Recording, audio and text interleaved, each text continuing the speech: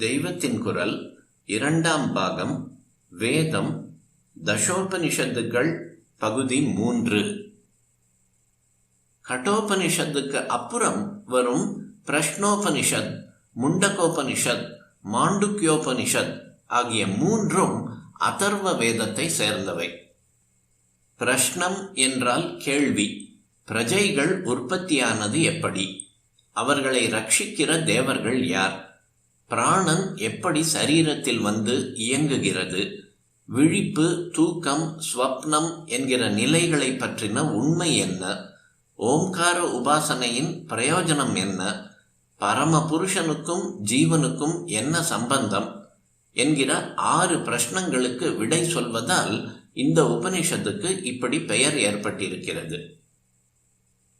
முண்டகம் என்றால் தலையை மொட்டையடித்துக் கொள்வது. சந்நியாசிகள் மாதிரியான பரம பக்குவமான வைராக்கியசாலிகளே அபியசிப்பதற்கு அதிகாரம் பெற்ற உபனிஷத்துக்கு முண்டகோபனிஷத் என்ற பெயர் இருக்கிறது. அக்ஷர பிரம்மத்தை பற்றி சொல்கிற உபனிஷத் இது. அழிவில்லாதது எதுவோ அதுவே அக்ஷரம். அக்ஷரம் என்றால் ஒலி என்ற அர்த்தமும் இருக்கிறது. பஞ்சாட்சரம், அஷ்டாட்சரம் என்றெல்லாம் சொல்கிறோம் அல்லவா? இந்த ஒலிகளுக்கெல்லாம் மூலமான அக்ஷரம்தான் பிரணவம் என்னும் ஓம்காரம். அக்ஷர பிரம்மம் என்ற லட்சியத்தில் சேர்வதற்கு அக்ஷரமான பிரணவம் விசேஷ சாதனமாக இருக்கிறது. ஓம்கார வில்லில் ஆத்மா என்ற அம்பை பூட்டி கொஞ்சம் கூட கலக்கமில்லாமல் பிரம்மம் என்ற குறியில் அடித்து ஒன்றாக்கிவிட வேண்டும் என்று இந்த உபனிஷத் சொல்கிறது. ஜீவாத்மா பரமாத்மா இரண்டையும் சரீரம் என்கிற ஒரே பிப்பில மரத்தில் இருக்கிற 2 பட்சிகளாகவும், அவற்றில் ஜீவாத்ம பட்சி மட்டும் பழத்தை, கர்ம பலத்தை சாப்பிடுவதாகவும், பரமாத்ம பட்சி சாட்சி மாத்திரமாக பார்த்து கொண்டு மாத்திரம் இருப்பதாகவும் இந்த உபனிஷத்தில் தான் வருகிறது. இதுவே பைபிளில் ஆதம் ஆத்மா ஆப்பிள் பிப்பில பழத்தை சாப்பிடாமல் இருந்ததாகவும், ஈவ் ஜீவன் அதை சாப்பிட்டதாகவும் கதையாயிற்று. இப்போது குடியரசு சர்க்காரில் சத்தியமேவ ஜெயதே என்ற மோட்டோ லட்சிய வாசகம் வைத்துக் கொண்டிருக்கிறார்களே, அது முண்டகோபனிஷத் மந்திரம்தான். இந்த லோகத்திலேயே ஜீவன் முக்தர்களாக இருந்து சரீரம் போன பின் விதேக முக்தர்களாகிற சந்நியாசிகளை பற்றியும் இதில் ஒரு மந்திரம் இருக்கிறது. இப்போது சந்நியாசிகளுக்கு பூர்ண கும்பம் கொடுக்கும் போது சொல்கிற மந்திரங்களில் இந்த மந்திரமும் வருகிறது.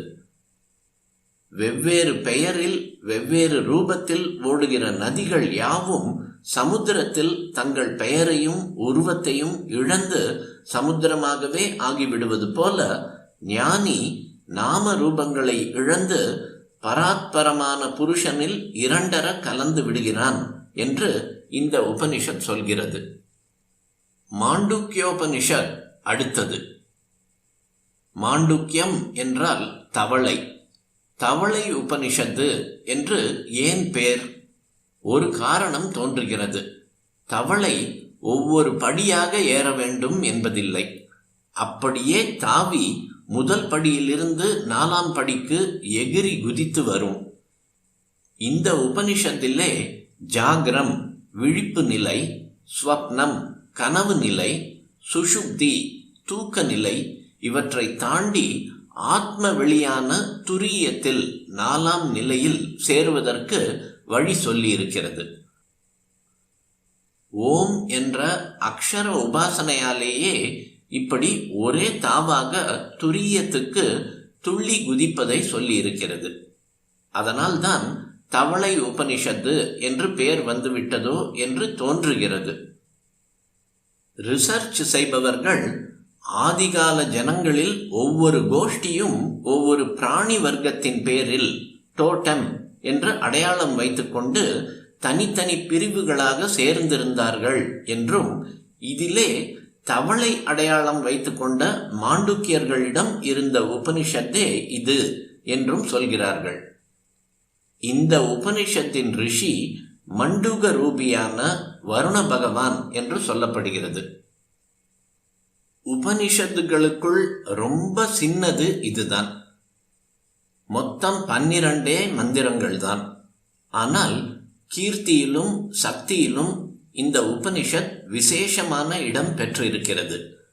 பிரணவத்தின் 4 பாதங்களை காட்டி ஜீவாத்மா பரமாத்மா இரண்டும் ஒன்றே என்று இது நிர்தாரணம் செய்கிறது. கடைசியில் பிரபஞ்சமெல்லாம் ஒடுங்கி போகிற துரிய அனுபவத்தை சாந்தம் சிவம் அத்வைத்தம் என்று இந்த உபனிஷத் வர்ணிப்பது பிரசித்தமாக இருக்கிறது. ஸ்ரீ சங்கர பகவத்பாதாளின் குருவுக்கு குருவான ஸ்ரீ கௌடபாதாச்சாரியால் மாண்டூக்கியோபனிஷத் காரிகை என்று இந்த உபனிஷத்தின் தத்துவத்தை விளக்கி எழுதியிருக்கிறார். அதற்கு பகவத்பாதாள் பாஷ்யம் செய்திருக்கிறார்.